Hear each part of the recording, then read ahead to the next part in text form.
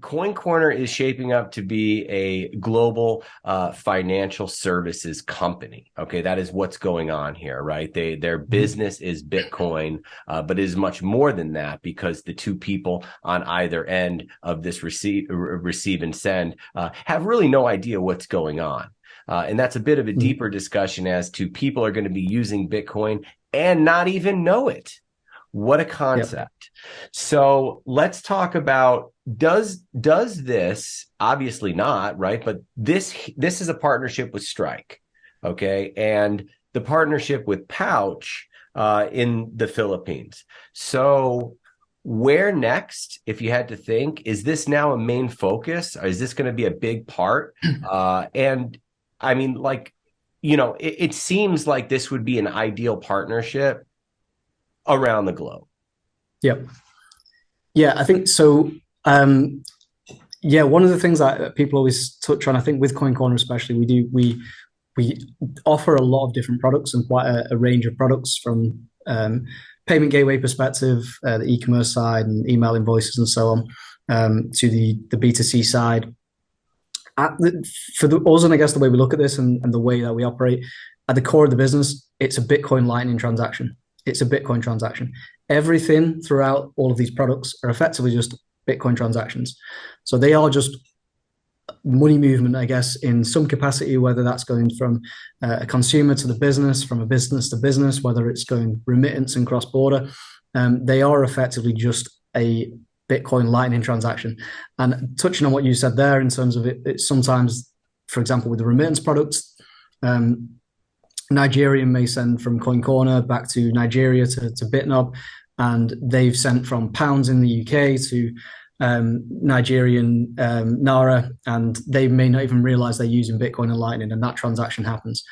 But at the core of it, everything is purely just a Bitcoin transaction or a Bitcoin Lightning transaction. So it keeps it fairly simple for us as a company to have that focus. Where we've, I guess, differentiated ourselves over the years as well, away from the Binances and the Coinbases and the Krakens and so on, where they've added lots and lots of altcoins, and their business model has become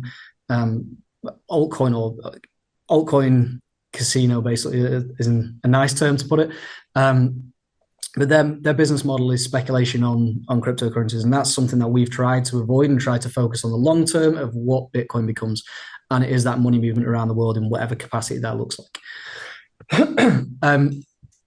So, for example, with the remittance product, where we have now with BitNob and moving money into Africa, we're now opening with Pouch, as I mentioned, and then obviously that's an additional development, should we call it? But the development in itself is very, very simple in terms of our product is still the same.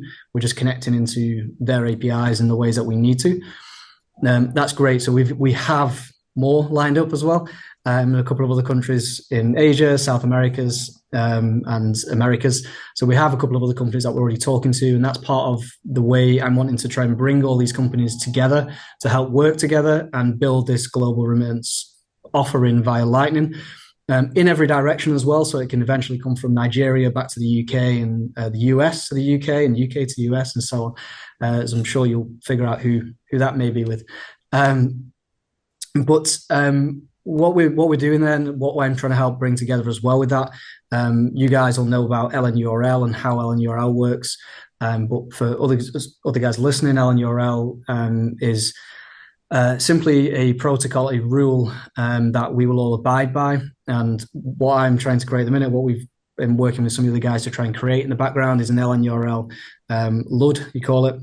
So the proposal, which will then be a kind of like a remittance proposal. So it means that we will, from our side, develop the infrastructure we need to communicate with this LNURL in mind, which will then interact with BitNob and will interact with Pouch and with everybody else, and vice versa. They'll be able to interact back with us and remit money around the world via LNURL.